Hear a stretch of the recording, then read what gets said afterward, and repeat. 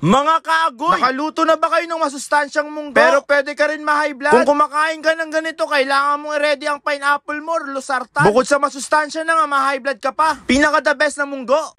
Ngayong araw pala mga kaagoy, magluluto tayo ng napakasustansyang balatong. Isa to sa pinaka-paborito kong ulam dito sa amin. Kahit anong ulam pang iharap nyo, basta't may munggo, munggo talaga ang kakainin ko. Abay, syempre bago natin ito iluto, ay hugasan muna natin ito ng maigi. At saka kumuha ng kasirola. At pagkatapos ay ready na nga ang lutuan. Dahil ngayong araw na to ay magluluto tayo ng napakasustansyang munggo na nakaka-high blood. Ito yung masasabi mong lutong masustansya pero nakakamatay. Okay lang naman yung ganitong luto kahit papaano ay maranasan rin natin na ma-high blood. O baka diretso na kay San Pedro. Ay naku po, mapapasiyo Lord ka talaga. Balang gagawin pa natin dito sa ating balatong nga, iluluto lang natin ito hanggang lumambot. Mga 15 to 18 minutes lang naman natin pakukulin yung ating munggo. So ayun na mga kaagoy, for today's video magluluto tayo ng balatong.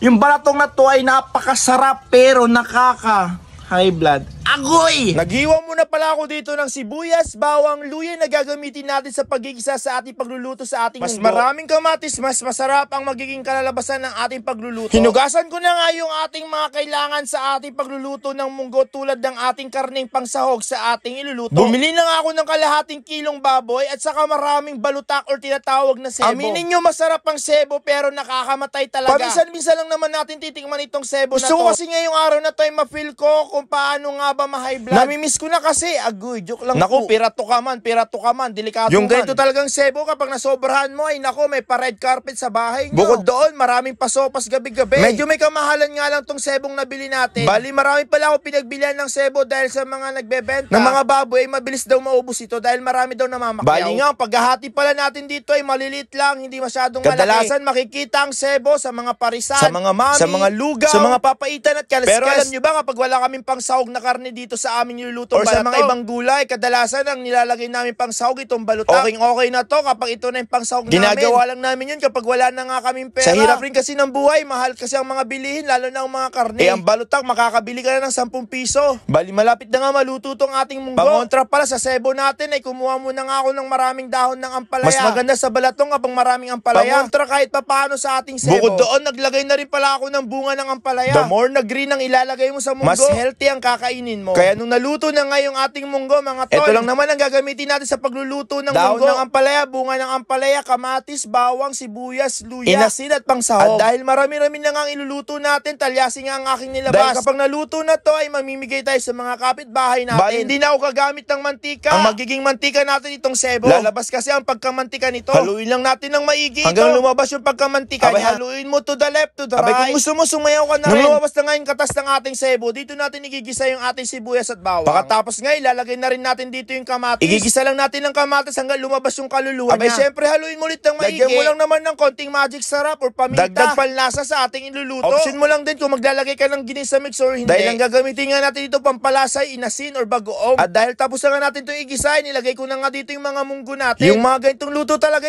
mapaparami ka ng kain. At kung umabot ka pala sa video ito, paki-comment naman kung taga-saan ka para alam ko kung saan napadpad ang aking video. Abay, siyempre, mekos-mekos mo lang hanggang kumalat lahat ng mga nilagay natin ditong sangkap. Mag-add lang naman tayo ng tubig, depende sa inyo kung gaano karami ang sabaw. Para magkaroon na nga ng lasa yung ating nilulutong munggo, kinuha ko na nga yung inasin para ilagay dito sa ating niluluto. Isasabay na natin siya para sabay na nga kumulo. Huwag lang natin isasama dyan yung mga isda. Abay, baka kasi matinik kayo ay delikado. Baka hindi nyo pa alam ang gawin nyo. Abay, tingnan nyo naman yung luto nating munggo Lumulutang talaga yung sebo. Palag na mga tol, pwede na to. At syempre, nung malapit na nga maluto, nilagay ko na nga itong ating ampalaya. Pampasarap, pandagdag, sustansya, at pampabalanse sa ating nakaka-high blood na sebo. Abay, kailangan marami ring dahon ng ampalaya. Hindi na rin pala ako naglagay dyan ng dahon ng malunggay. Sapat na ang ampalaya. At pagkatapos nga, saka mo naman nahaluin ito. Para sa ganun ay maluto na nga rin ito. At makakain na nga tayo ng napakasarap na munggo. At syempre, hindi mawawala ang sili na green. Isa rin yan sa nagpapasarap ng mga lutong ulam. Lalong-lalo na kapag mga gulay. O mga kagoy, luto na nga yung ating masustansyang munggo pero nakaka-high blood. Kapag kumain ka ng ganito, ready mo na agad ang lusartan mo. Syempre, hindi mawawala ang tikiman kung masarap nga ba talaga itong ating niluto. Dinamihan ko na nga ng sebo yung ating ulam. At saka titikman na natin itong niluto natin kung masarap ba talaga o hindi. Unang kain nga natin mga kagoy. Sobrang sarap ng lasa, balansing balanse. O sige na nga, bye-bye, agoy!